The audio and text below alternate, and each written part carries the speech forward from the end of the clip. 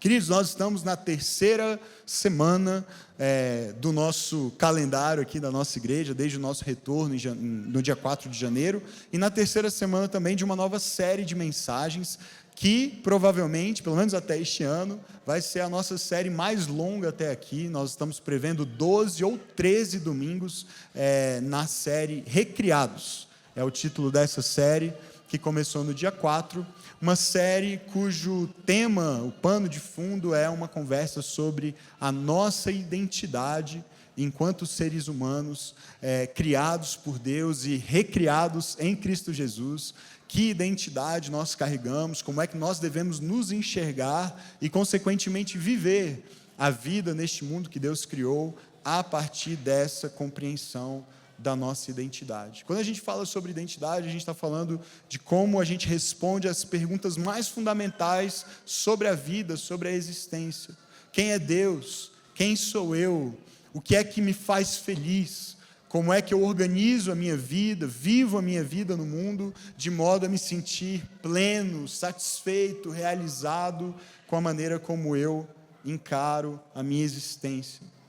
Nós vimos já nas 2 últimas semanas que na nossa sociedade contemporânea tem havido uma mudança a respeito de quais são as fontes que nós compreendemos como seguras e confiáveis para que a gente possa buscar compreender quem nós somos. Se antes, num passado não muito distante, algumas décadas atrás somente, essas fontes eram externas ao ser humano, hoje, na nossa sociedade contemporânea, nessa cultura que muitos cientistas sociais, muitos filósofos e muitos teólogos também têm chamado de uma cultura terapêutica, um individualismo expressivo, a busca por esse senso de identidade se voltou para dentro, se voltou para o interior do ser humano. Agora, ao invés de encontrar quem eu sou, a resposta para essa pergunta, quem eu sou, olhando para fora, olhando para a vida em comunidade, olhando para a família, olhando para as instituições, olhando para a igreja, olhando para Deus, olhando para a fé, para a religião,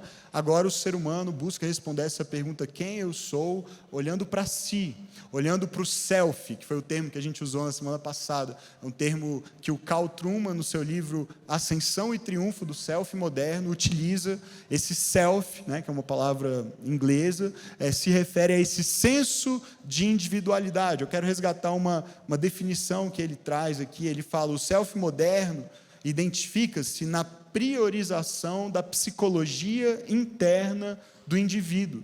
Podemos até dizer sentimentos ou intuições para o nosso senso de quem somos e qual é o propósito de nossas vidas. Então perceba, essa ideia do self se refere a essa busca na minha psicologia interior, nos meus sentimentos e intuições, para tentar descobrir quem eu realmente sou, a partir dos meus próprios desejos, daquilo que eu acredito que vai me fazer feliz, que vai me dar essa segurança, essa identidade.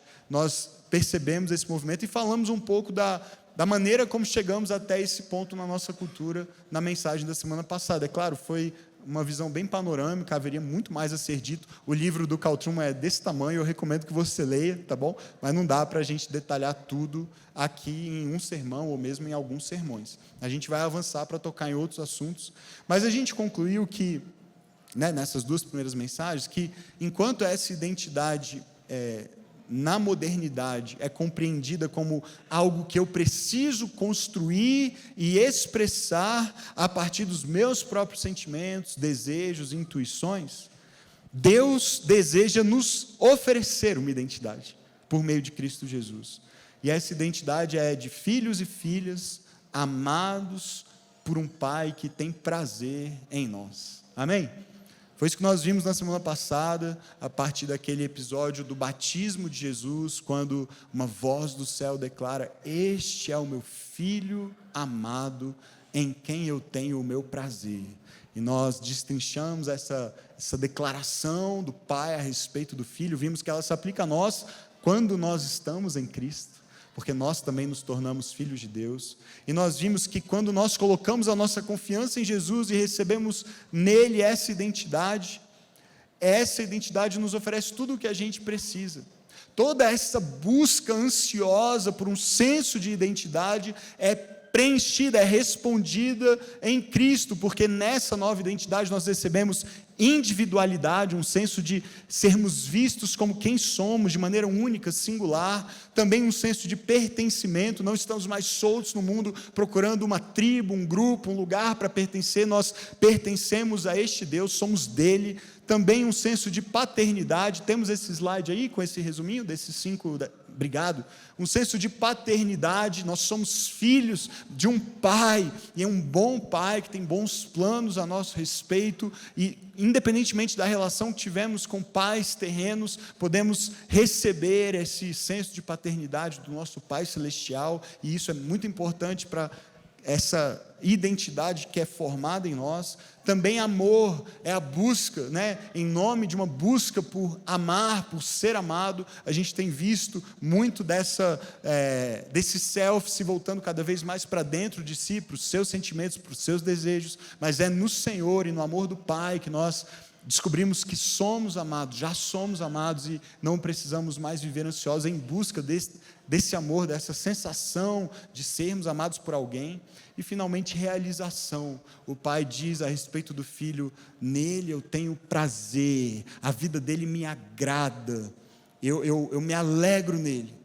E o pai diz isso a respeito de Jesus, do filho, antes mesmo de Jesus iniciar o seu ministério, antes mesmo da sua obediência que o leva à cruz, e ele diz o mesmo a nosso respeito, não a partir do que fazemos, não pela nossa performance, mas pelo fato de estarmos também em Cristo. Se estamos em Cristo, nós somos razão da alegria do Pai, somos razão para que o Pai se alegre e tenha prazer em nós, como seus filhos, como aqueles que estão em Cristo. Amém, queridos? Foi uma breve recapitulação.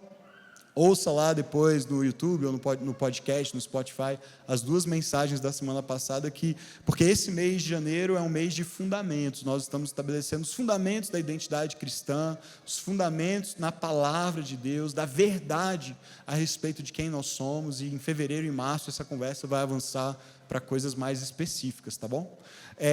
Então, a partir do que nós já vimos, eu quero continuar hoje pensando sobre por que é tão difícil a gente abraçar essa identidade, por que há tanta resistência a essa identidade que Deus quer nos dar de graça por meio de Jesus. Há um conflito enorme, muitos de nós, não apenas nessa geração, mas ao longo de toda a história da humanidade, nós vivemos crises de identidade diversas, e parece que há uma resistência tanto externa como interna, para que a gente de fato receba e desfrute da paz decorrente dessa nova identidade que o Senhor quer nos dar. E de onde é que vem essa resistência? Qual é essa resistência? Eu quero conversar hoje com vocês sobre verdade e mentira, porque a gente falou bastante, especialmente o Dinato, na primeira mensagem dessa série, a respeito da existência de uma verdade, de qual é essa verdade, de onde nós encontramos essa verdade, e é que é somente nessa verdade que nós podemos firmar a nossa identidade, a nossa vida. Essa verdade é Jesus, é a palavra de Deus, e nós precisamos construir a nossa vida a partir dela. Mas há um fato, queridos, que a gente precisa, que não pode ser negado, que a gente precisa reconhecer, e é o fato de que nós vivemos num mundo marcado profundamente por mentira. E é isso que muitas vezes torna tão difícil a gente enxergar a verdade, discernir qual é a verdade no meio de tantas mentiras, de tanto engano, de tanta confusão. E mais, essa confusão, essas mentiras, não estão apenas à nossa volta, na vida dos outros, nos sistemas, na política, nas ideologias. Existem mentiras que estão profundamente arraigadas no nosso próprio coração e que nos levam a viver de uma certa maneira por acreditarmos nessas mentiras como se fossem verdade.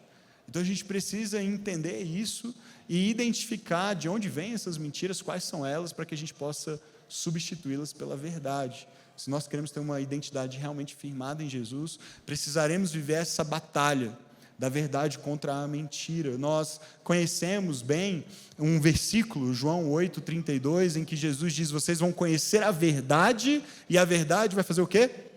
A verdade os libertará, certo? Ora, se nós precisamos ser libertos pela verdade, se é a verdade que liberta e há uma libertação que é necessária, o que isso significa? Significa que sem esse conhecimento da verdade, essa experiência com a verdade que liberta, nós estamos presos. E mais, estamos presos a uma mentira. Porque se a resposta que liberta é a verdade, então o fundamento do aprisionamento, a razão do aprisionamento é a mentira, é uma mentira. E eu quero conversar com vocês sobre algumas coisas hoje, e talvez o pano de fundo dessa conversa seja um assunto que é bem presente em toda a Escritura e também na tradição cristã, na história da igreja, que é uma conversa sobre os inimigos do coração. Tanto na palavra como na tradição cristã, nós identificamos claramente a presença de 3 inimigos principais da nossa formação espiritual, da nossa vida no mundo de Deus e buscando viver a vontade de Deus. E esses inimigos, você provavelmente sabe quais são, mas se não sabe, estão aí. São 3: o mundo, a carne e o diabo. O mundo, a carne e o diabo. E eu sei que numa sociedade que cada vez mais se torna secular, falar sobre o diabo, falar sobre carne como uma natureza pecaminosa que está em nós, falar do mundo como esse sistema maligno e corrompido que é dominado pelas trevas, essa é uma conversa que não soa muito inteligente para uma sociedade tão desenvolvida, secularizada como a nossa, não é mesmo? Mas está aí talvez a fonte e a razão dos problemas, né? É por nos acharmos às vezes tão desenvolvidos, cultos, com todo o desenvolvimento científico, tecnológico que já alcançamos, que a gente muitas vezes negligencia verdades mais fundamentais e metafísicas que sempre orientaram a humanidade a partir do momento em que foram reveladas, pelo menos, e que devem orientar a igreja também, se nós queremos viver bem no mundo como Deus criou.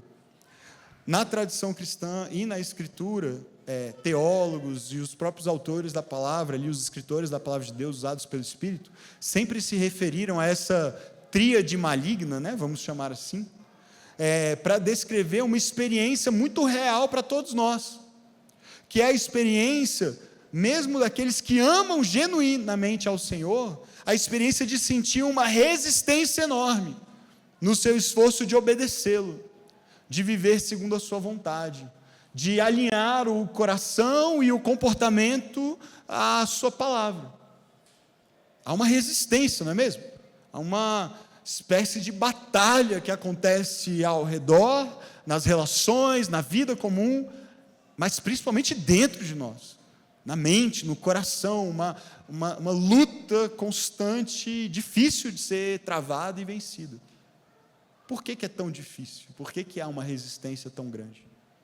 Paulo descreve essa batalha de uma maneira bem vívida e intensa em algumas passagens, mas especialmente em Romanos, no capítulo 7, a partir do verso 18. Olha o que ele diz: eu sei que nada de bom habita em mim, isto é, em minha carne, nessa minha natureza pecaminosa, que é como ele chama aqui de carne, ele se refere a isso como carne. Porque eu tenho o desejo de fazer o que é bom, mas não consigo realizá-lo. Pois o que eu faço não é o bem que eu desejo, mas o mal que eu não quero fazer, esse eu continuo fazendo. Ora, se faço o que não quero, já não sou eu quem faz, mas o pecado que habita em mim. Percebe, queridos, que Paulo fala de uma maneira em que parece que existem 2 Paulos, né? Quase como 2 pessoas, lutando, militando, batalhando uma contra a outra. E é quase isso mesmo, não que haja 2 pessoas, mas 2 naturezas em nós. A partir do momento em que estamos em Cristo e nascemos de novo, existe uma nova natureza, uma vida espiritual em nós, que nos habilita a discernir o pecado e a lutar contra ele, a suprimi-lo, vencê-lo, derrotá-lo, não com armas humanas, não apenas com a nossa força de vontade, mas por meio do Espírito que habita em nós e que nos santifica. Mas perceba que Paulo descreve isso, deixando claro que, recebendo essa nova natureza em Cristo, a natureza pecaminosa não é totalmente eliminada, pelo menos não ainda. Isso vai acontecer um dia, quando Jesus voltar e nós ressuscitarmos com Ele, recebemos um corpo glorificado, todo o pecado, toda a natureza pecaminosa será definitivamente eliminada, e oramos: Maranata, vem Jesus, ansiamos por esse dia, amém? Mas Paulo, na sequência, vai mostrar que já é possível mortificar a carne por meio do Espírito. Mas isso vai envolver uma batalha ferrenha, uma luta árdua. Paulo mostra, que enfatiza aqui essa dimensão de um desses inimigos, que é a nossa própria carne, essa nossa natureza pecaminosa contra a qual ainda lutamos mesmo aqueles já convertidos a Jesus, que nasceram de novo e que têm o Espírito Santo habitando em suas vidas. Quando Paulo chama isso de carne, ele não está fazendo um dualismo platônico entre matéria e espírito ou alma. Não é disso que se trata. Paulo não está falando do nosso corpo físico como algo que é mal, como algo que é ruim. Foi Deus que criou o nosso corpo. O corpo é bom, foi criado por Deus bom, mas a queda afetou a nós de maneira integral. Tudo na nossa existência foi afetado pelo pecado, foi corrompido pelo pecado. Nossas vontades, nossos desejos, nosso corpo, a gente adoece, a gente morre. Mas tudo foi atingido pelo pecado e tudo é renovado e redimido em Cristo. Amém? Por isso teremos corpo glorificado e viveremos com um corpo físico para sempre com Deus, reinando com Jesus aqui na terra. Mas Paulo está falando, portanto, não do corpo, da matéria, mas dessa natureza pecaminosa que ele chama aqui de carne. Então veja, queridos, dentro de nós há uma luta. Essa luta já começa aqui nesse nível da nossa própria natureza pecaminosa, do nosso coração, que a palavra de Deus diz que é enganoso e corrupto. E essa luta é travada aqui dentro, e ela é dura, ela é árdua. Mas deixa eu te dar uma notícia: fica pior, antes de melhorar, fica pior.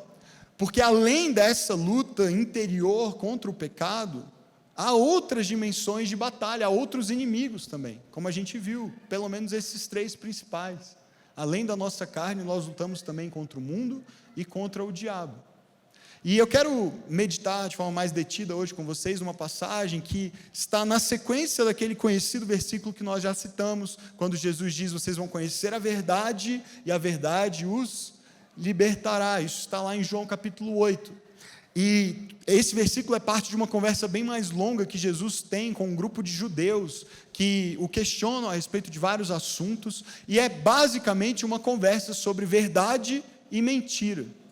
E eu quero ler um trecho dessa conversa com vocês, João no capítulo 8, a partir do verso 44. E prepare-se, ok? E lembra que não sou eu que estou falando, é o próprio Jesus que está falando, porque essa é uma conversa duríssima que Jesus tem com esses homens. Duríssima. Então vamos lá para João, capítulo 8, verso 44. Começa de forma bem tranquila, ele diz assim: vocês pertencem ao pai de vocês, o diabo. Então, começou tranquilo. Vocês pertencem ao pai de vocês, o diabo. Quem não seria cancelado falando isso para alguém hoje, né? E querem realizar o desejo dele. Ele foi homicida desde o princípio e não se apegou à verdade, pois não há verdade nele. Quando mente, fala a sua própria língua, pois é mentiroso e pai da mentira. No entanto, vocês não creem em mim, porque lhes digo a verdade. Qual de vocês pode me acusar de algum pecado? Se estou falando a verdade, por que vocês não creem em mim? Excelente pergunta, Jesus. Se estou falando a verdade, por que vocês não creem em mim? Bom ponto. Aquele que pertence a Deus, ouve o que Deus diz. Vocês não ouvem, porque não pertencem a Deus. Difícil imaginar uma conversa mais dura do que essa, né? Conversa duríssima. Mas, queridos, é uma conversa dura porque de vez em quando a verdade é difícil. É difícil de engolir, né? A gente tem essa expressão. É difícil engolir às vezes. É difícil digerir. Por mais que a gente tente comunicá-la com todo o amor, de vez em quando é difícil digerir a verdade. E Jesus está falando a verdade. E ele está confrontando aqui essas pessoas a respeito da verdade e da mentira. E deixando claro que a mentira só tem uma origem.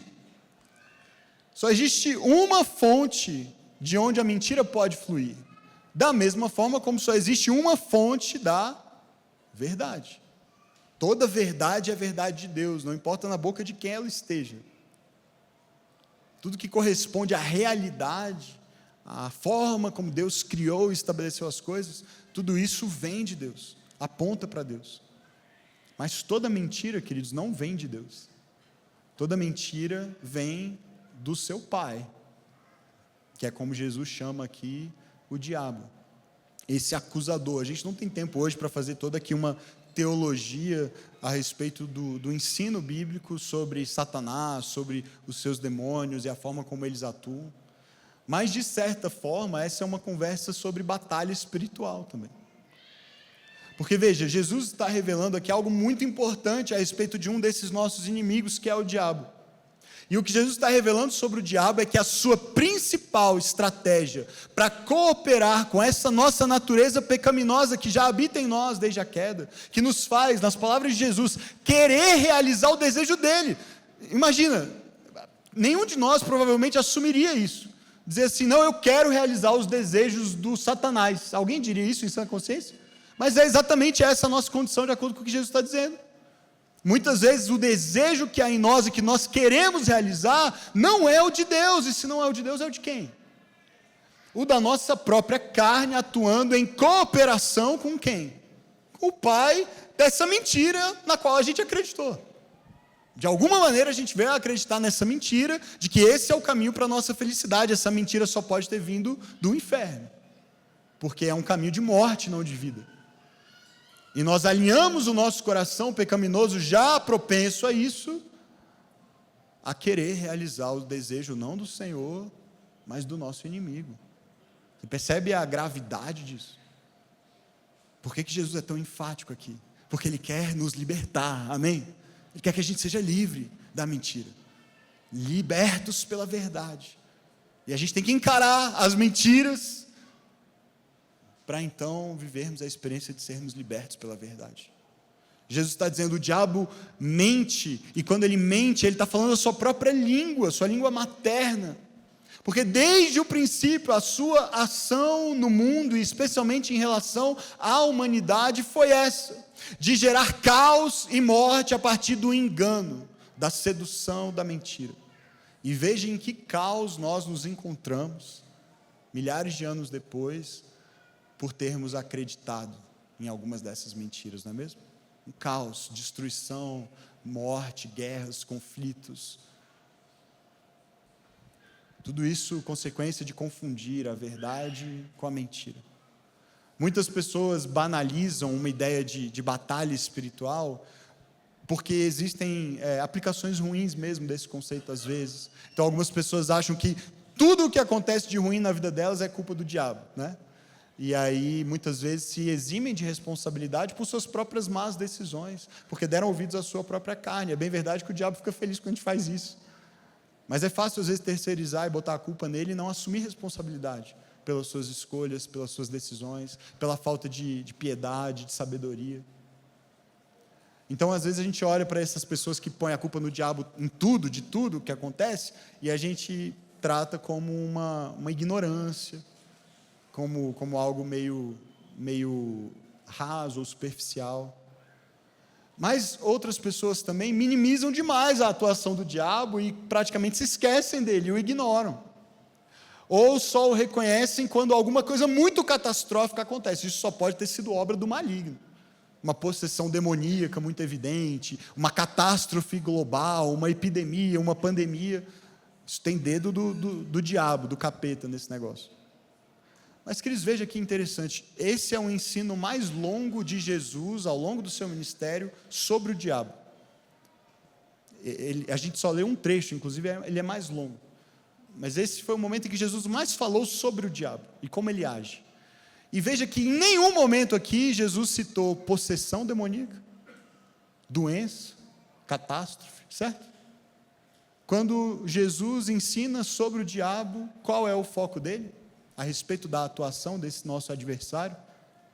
A mentira.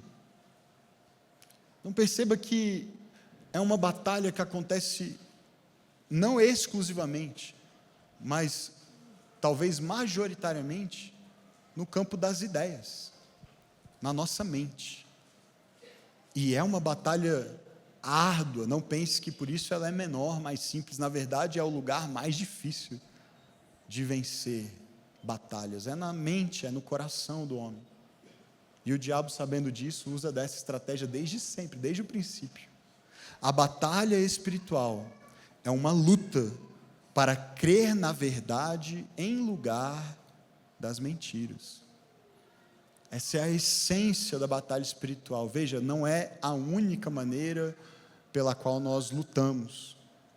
Há muitos enfrentamentos de várias sortes, mas talvez esse seja o meio mais comum e mais árduo de todos. Como nós precisamos lutar essas batalhas. Substituir as mentiras nas quais fomos acreditando ao longo da vida pela verdade de Deus. Todos nós temos ideias a respeito da vida e da existência. Muitas delas certas, verdadeiras, mas algumas, convenhamos, erradas. E quando os nossos mapas mentais correspondem à realidade, a vida flui bem. É como querer chegar no seu trabalho e você seguir um mapa mental, porque você vai para lá todo dia, e você segue no trânsito e flui bem, e você chega lá e você nem se dá conta de como você chegou, que caminho você fez, foi meio que no automático. Por quê? Porque você tem um mapa mental já gravado de qual é o trajeto, qual é o melhor caminho para chegar naquele lugar para onde você vai todo dia, e você nem precisa pensar muito a respeito, você simplesmente vai e chega lá. Mas se você está indo para um lugar diferente, um lugar que você não conhece, você não está muito certo a respeito do endereço, esse mapa mental não está completo, eu sei que eu tenho que pegar essa avenida, mas depois eu tenho que... É claro que hoje com GPS a gente meio que resolveu esse problema, né? Às vezes dá ruim, mas na maioria das vezes dá certo. Mas veja, quando um mapa mental não corresponde à realidade, a gente pega caminhos errados, a gente se perde, a gente se confunde, a gente se atrasa. E assim é a respeito da maneira como nós navegamos a vida. Nós temos ideias, pressuposições sobre a realidade que são corretas, mas outras que são equivocadas. E de vez em quando a gente vive aquele famoso choque de realidade, né? O que é um choque de realidade? É quando essas nossas pressuposições, que a gente achava que eram certas, se revelam erradas. Puxa, eu tinha certeza que isso ia dar certo, e deu errado, e eu quebrei a cara, e eu me frustrei, e eu me feri. Eu tinha tanta certeza de que ia dar certo. A gente tinha uma pressuposição, uma ideia que parecia verdadeira e se revelou incorreta, se revelou falsa. Queridos, a humanidade é dotada de um potencial imaginativo, criativo, extraordinário, que o próprio Deus nos deu. Mas desde a queda, esse potencial também corrompido, nos permite fazer uma coisa incrível, que é acreditar numa mentira. Que é imaginar uma realidade que não existe, que não corresponde à verdade de Deus. E muitas vezes a gente baseia decisões importantes da nossa vida nessas falsas ideias sobre a realidade.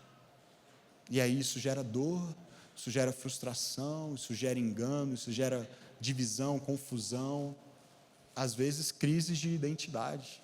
Não sabemos mais quem somos, porque nossas pressuposições eram erradas. A verdade sempre conduz à vida, enquanto a mentira produz morte. E as nossas decisões a respeito de como é que a gente vai navegar a vida vão nos conduzir a um resultado ou a outro. Basear a vida na verdade vai nos levar a experimentar plenitude, paz com Deus, alegria, satisfação, propósito. Basear a vida em mentiras vai nos levar a dor, desilusão, decepção, crises interiores. E é por isso, queridos, quando Jesus se refere ao diabo como o pai da mentira, ele diz, ele foi homicida desde o princípio. Quando ele fala desse princípio, ele está apontando, obviamente, para o episódio no jardim, para a primeira interação do diabo com o mundo criado por Deus, o mundo visível, o mundo material, e há essa interação, então, ali da serpente, em Gênesis 3, com Adão e Eva. E você provavelmente já ouviu, pelo menos, essa história em algum momento, ou já conhece, já leu, e eu não vou reler toda ela, mas eu quero te lembrar que quando o diabo ataca a humanidade, ele não usa uma arma, embora ele fosse, desde o princípio, o que Jesus disse? Homicida. Mas a maneira como ele ataca ataca e deseja produzir morte na humanidade é por meio de uma ideia sedutora, mas falsa. Lá em Gênesis 3, no verso 1, vou ler só um trecho, mas a serpente perguntou à mulher: foi isso mesmo que Deus disse? Foi isso mesmo que Deus disse? E aí ela segue no diálogo: você não pode comer nenhum fruto do jardim. E a mulher: não foi bem isso, na verdade, pode comer de todos, exceto de um e tal. E a conversa segue até que no verso 4, depois da fala da mulher, a serpente diz: certamente vocês não morrerão. Veja a segurança com que ela afirma isso, né? Deus falou: vocês vão morrer? Não, eu tenho certeza que isso não vai acontecer. Pode ficar tranquilo.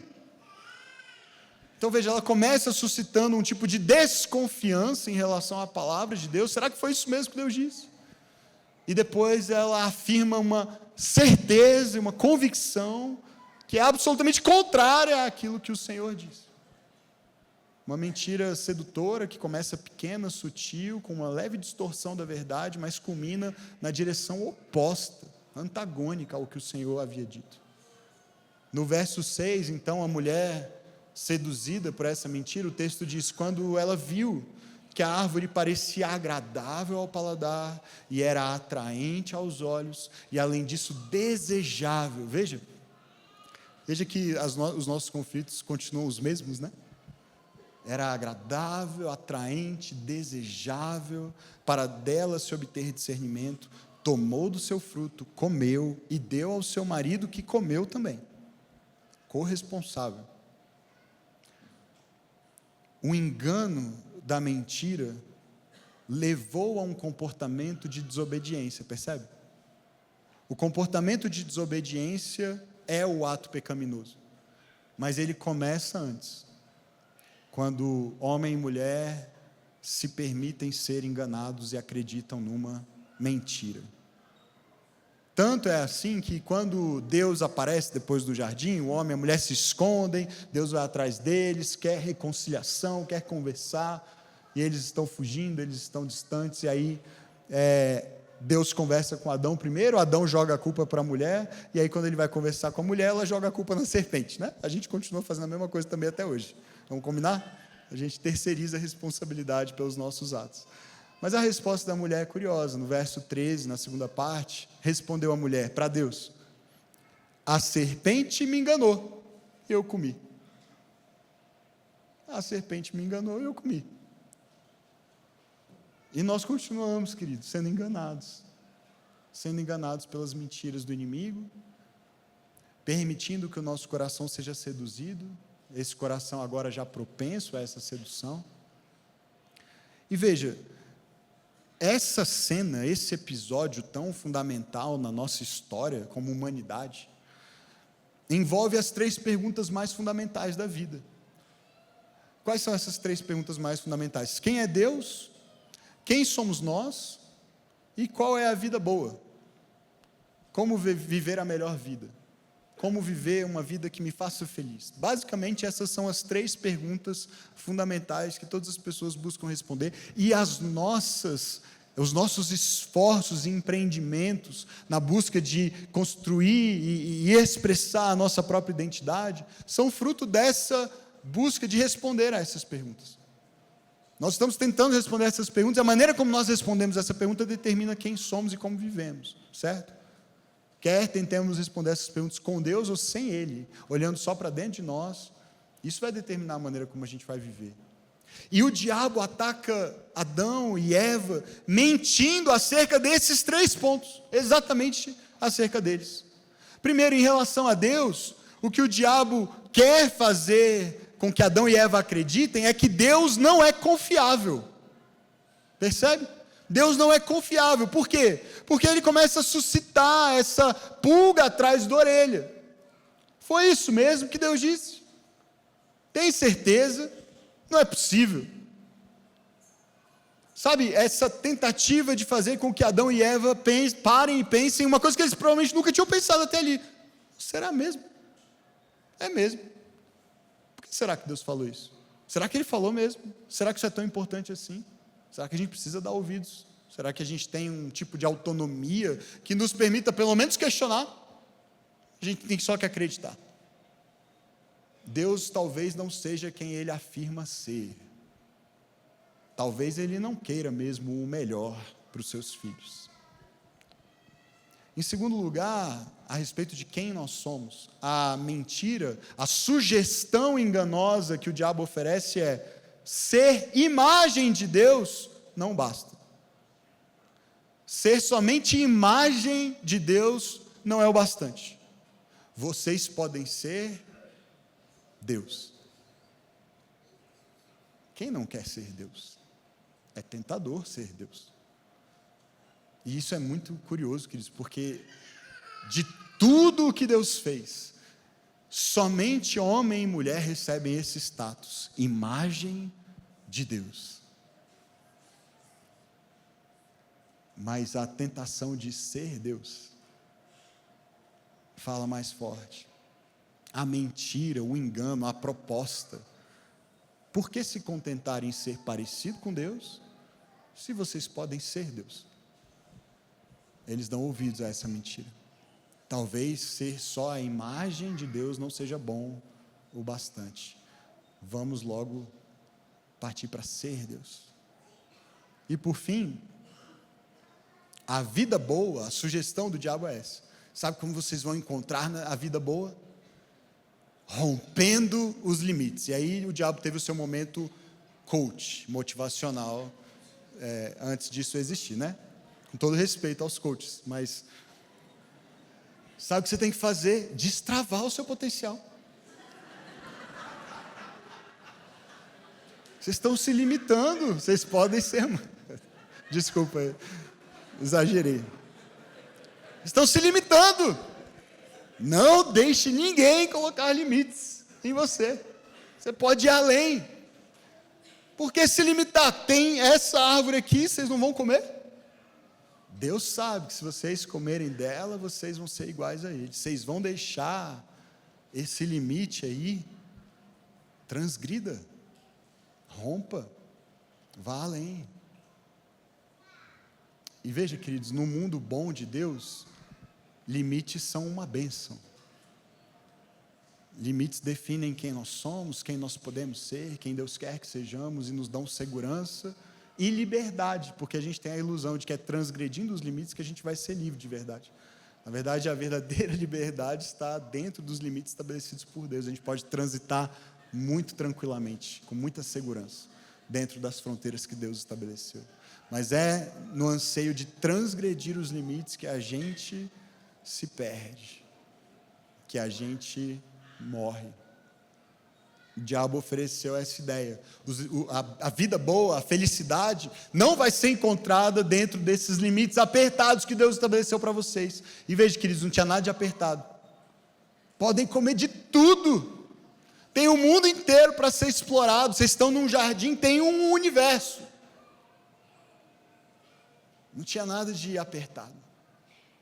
Mas uma mentira os fez acreditar nisso. Precisamos ir além, transgredir. E desde então, essas continuam sendo as principais mentiras do diabo.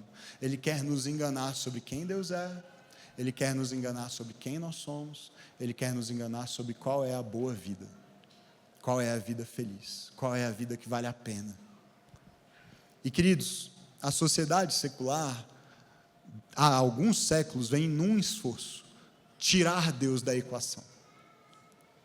Como se a gente pudesse seguir o fluxo e viver normalmente, tirando esse pequeno detalhe. Mas por que isso é um castelo de cartas? Por que isso não funciona? Porque, preste atenção, as perguntas são: quem é Deus? Quem somos nós? Qual é a boa vida, certo? E a sequência importa. A ordem importa. Porque sem entender quem Deus é, nós não entenderemos quem nós somos, e sem entender quem Deus é e quem somos, nós não saberemos viver bem. E no momento em que você tira aquilo que é o fundamento de tudo, a casa cai, não tem jeito. Veja essa sequência, preste atenção, essa sequência, vários teólogos propõem algo parecido, usando às vezes linguagem diferente, então ela não é minha, tá bom? mas também é difícil citar uma pessoa. O pastor John Mark Comer usa, mas eu já vi outros pastores e outros teólogos, eu não sei de quem foi a ideia, mas eu acho essa sequência importantíssima. Perceba a progressão aqui e a relação de causa e efeito. Se não há um Criador, não há design, não há intenção criativa por trás. Se você elimina o Criador da equação, você necessariamente elimina um design, um projeto, certo? Um projeto por trás da criação. Se não há design, se não há projeto, não há propósito.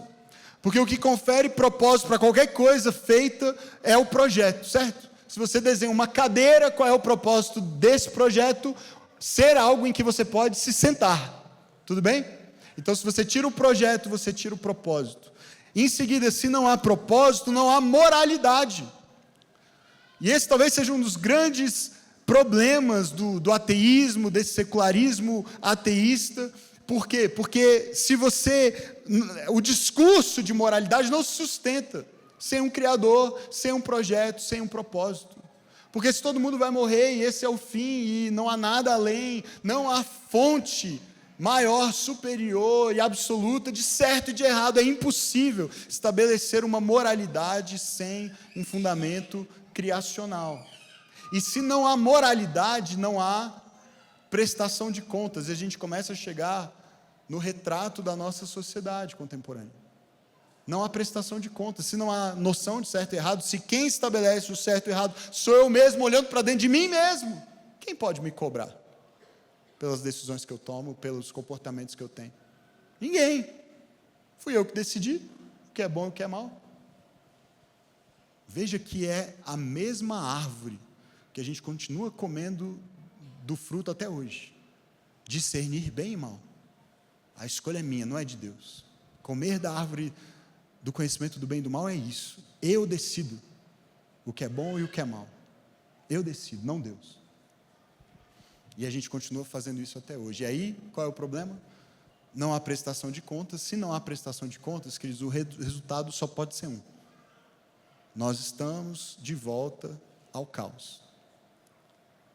Ao caos que é a característica da pré-criação.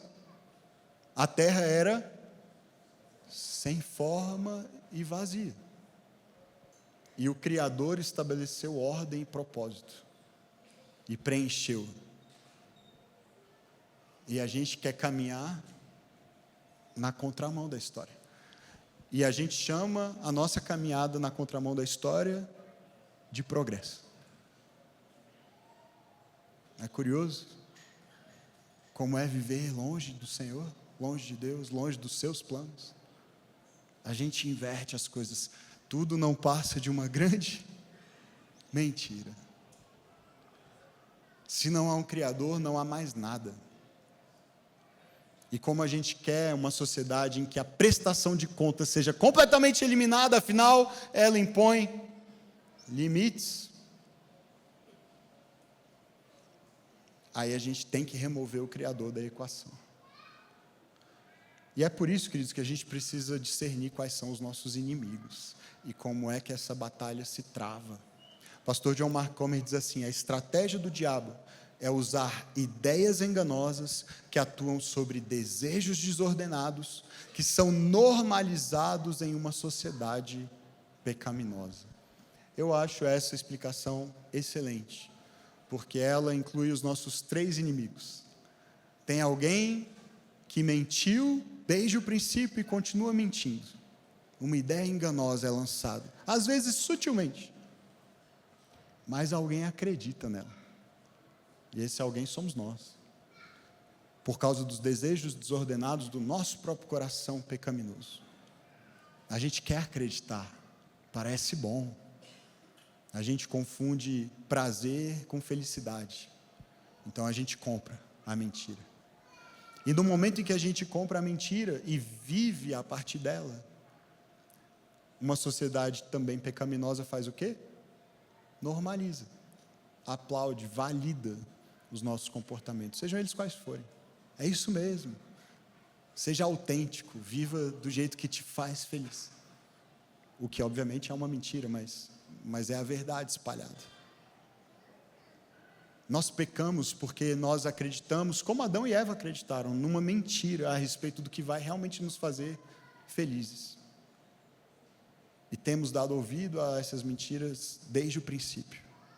E o que acontece no nosso mundo contemporâneo, um mundo em que cada vez mais a verdade é encontrada dentro de cada pessoa, é que quando eu expresso isso, eu sou aplaudido, eu sou validado. E isso reforça o meu comportamento. Puxa, eu devo estar indo no caminho bom. As pessoas estão gostando, eu estou me sentindo bem. As pessoas estão dizendo que é por aí que eu tenho que ir. E isso reforça o ciclo vicioso. Tudo isso é validado nesse mundo também, que é o terceiro inimigo. Educação, entretenimento, mídia, política, religião. Não exclua a esfera da religião dos problemas. A conversa de Jesus era com religiosos. E ele se voltou para eles e disse: o pai de vocês é o diabo. Todas as esferas da vida em sociedade estão igualmente marcadas pelo pecado, porque elas são ocupadas por nós, pecadores. E aí o que acontece é que cada vez mais essas esferas estão livres das restrições que uma moralidade cristã impunha, e aí a validação se torna cada vez mais natural a qualquer tipo de comportamento. E é por isso, queridos, que Jesus vem como nosso Salvador, como nosso Senhor, e também como um rabi, como um mestre, como alguém que vem para nos ensinar a viver de verdade. Alguém que vem ensinar a verdade para que a gente comece a identificar as mentiras e as substitua pela verdade. Voltando para o nosso texto, depois de descrever o diabo como homicida e mentiroso, Jesus fala dele mesmo, de si mesmo. No verso 45 ele diz: no entanto, vocês ficam dando ouvidos a ele, no entanto, vocês não creem em mim justamente por isso, porque eu lhes digo a verdade. Eu não estou mentindo para vocês. Por mais duro que seja o meu discurso, eu estou falando a verdade, porque eu quero o bem de vocês, como Deus queria desde o princípio para a humanidade. E estabeleceu os limites pensando nisso, no seu propósito, de nos preservar, de nos salvar, de nos ter para si, de nos fazer florescer e frutificar no mundo bom que Ele criou. Jesus está dizendo: eu digo a verdade, mas como vocês não querem ouvir a verdade, vocês querem ouvir aquilo que agrada o coração de vocês, vocês não me ouvem. Qual de vocês, verso 46, pode me acusar de algum pecado? E aí a pergunta: se eu estou falando a verdade, por que é que vocês não creem em mim? Queridos, enquanto o diabo mente, Jesus nos diz a verdade sobre quem Deus é, a verdade sobre quem nós somos, a verdade sobre qual é a boa vida. E ainda assim, muitas vezes nós preferimos dar ouvidos às mentiras do diabo. E aí a gente volta para a nossa conversa das 2 últimas semanas, e esse projeto identitário do self moderno. Esse self moderno se vale dessa sociedade pecaminosa para ser validado, seja no âmbito da sexualidade, seja no âmbito da relação com o dinheiro e o poder e a influência, a ganância, a busca por sucesso e visibilidade, seja qual for a maneira como isso se manifesta. A sociedade pecaminosa aplaude esse projeto. O problema é que esse projeto é absolutamente incompatível com o propósito de Deus ao nos criar e ao nos recriar em Jesus. Porque Ele quer nos formar à semelhança de Cristo, esse que disse: eu não tenho pecado, eu ouço a verdade, eu transmito a verdade que eu recebi do Pai. E eu quero que vocês ouçam, para que a vida de vocês, os mapas mentais, a maneira como vocês navegam as situações e tomam as decisões, que isso corresponda à verdade, para que vocês cheguem no destino que eu propus, que é a minha própria imagem sendo formada em vocês. É isso que Deus quer, é isso que Jesus está fazendo, e esse projeto é incompatível, porque ele pressupõe que a gente vai reconhecer a mentira e rejeitá-la. Mas como é que a gente vai fazer isso se a gente quer se nortear somente pelos nossos próprios desejos e sentimentos? A gente escolheu acreditar na mentira, a gente nem sabe mais discernir o que é a verdade e o que é a mentira, queridos. A gente não vai encontrar a resposta olhando para dentro de nós. Não vai. E é por isso que a crise de identidade é tamanha. talvez a maior em todo o tempo, de todos os tempos. Na nossa geração, começando cada vez mais cedo, adolescentes ansiosos, por quê? Porque eles têm a responsabilidade de descobrir quem eles são, aos 10, 11, 12 anos de idade. E talvez eles não sejam o que o corpo deles diz que eles são, o que os pais dizem que são, ou o que a Bíblia diz que eles são. Eles têm que descobrir. Essa é a ideia, é isso que é proposto, é isso que é oferecido, sugerido. E veja, queridos, preste atenção, a gente vê isso na prática pastoral, a gente vive isso, essa crise de identidade. Olha o que o Carl Trueman diz, porque isso afeta a nós como igreja, como comunidade, ok? Ele diz assim: para tais selfies, para essas pessoas que estão em busca dessa construção da identidade nesse contexto contemporâneo, para tais selfies em tal mundo, instituições como escolas e igrejas são lugares onde se vai para atuar, não para ser formado.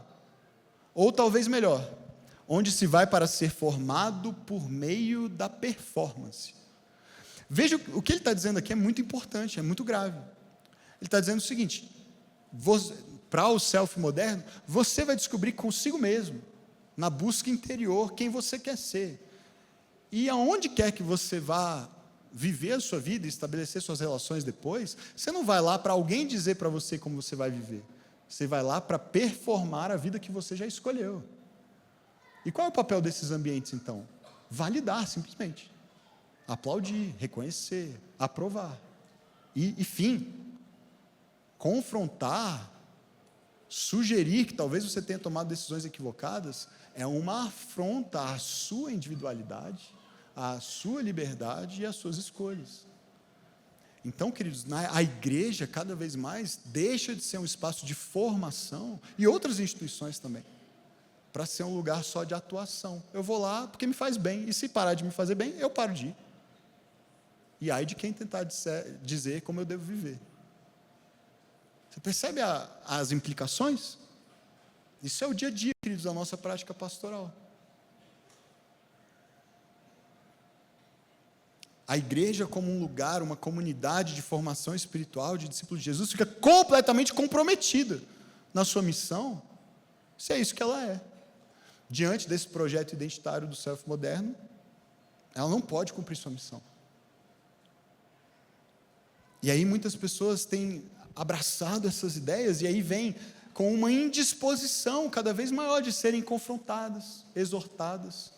É óbvio, é claro que muitas vezes a igreja, os pastores, os líderes falham na missão de fazer isso com amor, com sensibilidade, com acolhimento. Sem dúvida, eu não estou nos eximindo aqui de responsabilidade, ok?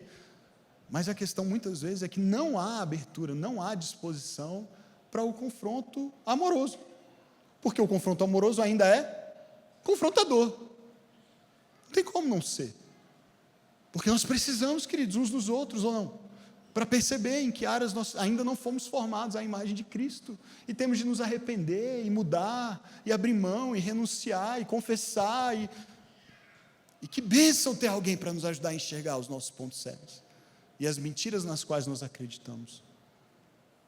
Mas isso só vai acontecer se houver essa abertura da nossa parte, se a gente começar a identificar as mentiras nas quais nós acreditamos. Há um risco de nós confundirmos tudo isso com um discurso político e ideológico, e eu quero deixar claro que não é a minha intenção. Nós estamos falando do que a igreja e a palavra de Deus sempre mostraram ser a verdade, para que a gente não se apegue a inovações hermenêuticas que estão tão disponíveis aí no YouTube e nas redes sociais, e apresentadas muitas vezes como se fosse a grande descoberta, a revelação teológica de toda a história da humanidade, mas só esse pastor descobriu, e ele descobriu anteontem. E agora, meu Deus, como eu nunca vi isso antes. Como ninguém nunca me disse isso antes. Ninguém nunca te disse isso antes, muito provavelmente porque está errado. Porque é mentira. Porque é mais conveniente dizer agora, nesse ambiente cultural, então tome cuidado. E de novo, aí a gente vai para um discurso às vezes das pessoas dizerem: poxa, mas a igreja nunca esteve errada na história. Claro que esteve, muitas vezes, mas a gente já superou alguns erros, algumas heresias, a gente precisa voltar para elas. Existe uma Existe uma unidade na ortodoxia que transcende inclusive o nosso evangelicalismo muitas vezes. E a gente precisa reconhecer isso, queridos. De novo, eu não estou falando aqui em nome de algum tipo de conservadorismo político e ideológico.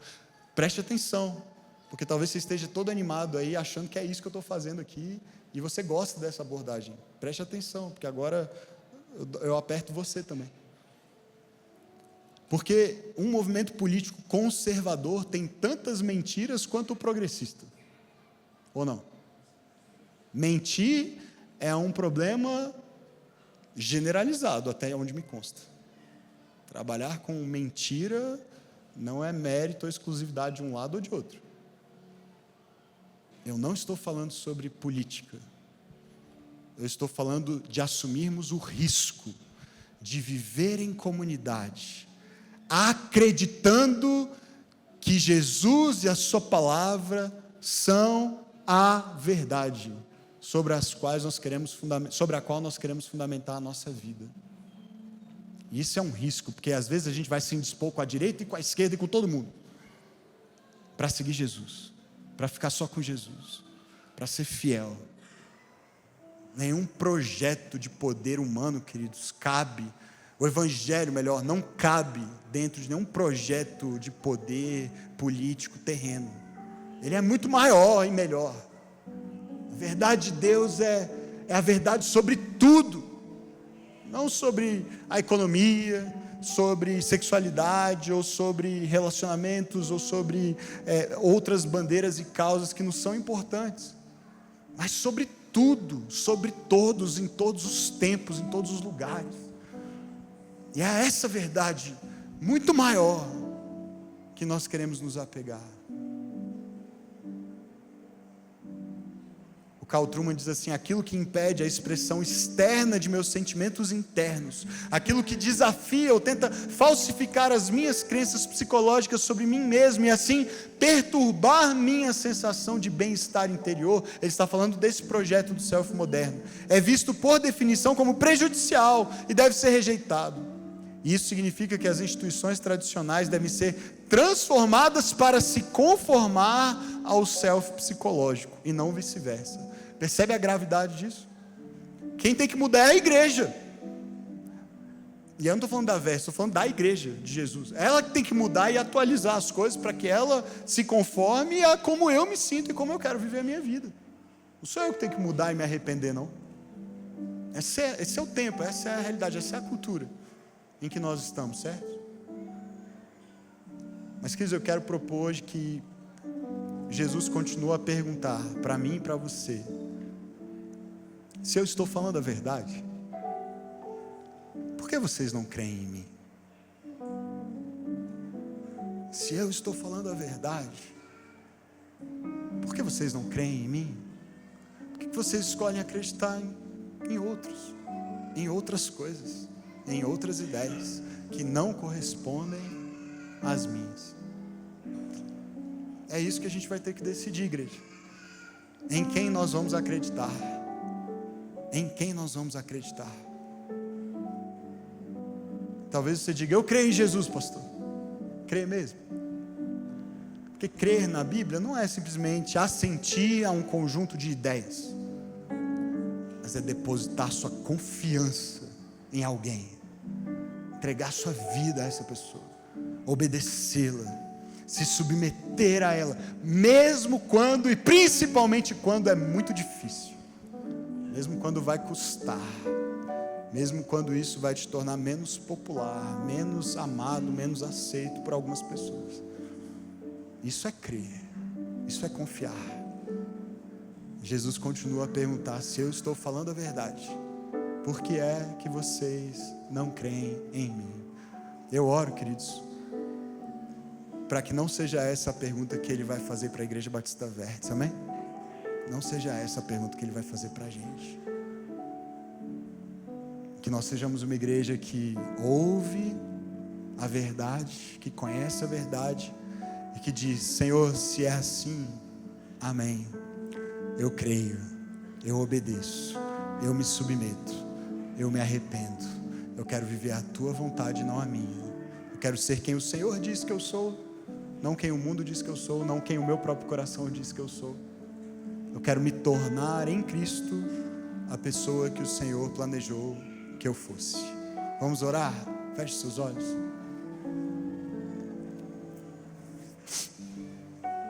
Peça ao Espírito Santo de Deus nesse momento para sondar o seu coração. Talvez você esteja vivendo a sua vida, expressando a sua identidade, construindo a sua identidade a partir de uma mentira. Você deu ouvidos à voz de alguém, talvez ao seu próprio coração, que se permitiu seduzir, enganar, e você tem corrido atrás de um selfie, de um eu, que Jesus nunca desejou para você, que Ele nunca planejou que você fosse. Isso tem gerado ansiedade, dor, medo, cansaço, sobrecarga. Quem sabe hoje é o dia de experimentar descanso. Pai amado, muito obrigado pela Tua palavra. Muito obrigado, Jesus, porque Tu és a verdade. E tudo o que o Senhor nos diz é verdade. E por isso é bom, é seguro, é confiável para nós. Nos ajuda a sermos libertos das mentiras do inimigo, das mentiras do mundo, das mentiras do nosso próprio coração. Nos ajuda a amar a Tua verdade e obedecê-la, sabendo que esse é o caminho para uma vida feliz, para uma vida boa, para uma vida vivida na Tua presença. Oramos em nome de Jesus. Amém. Amém.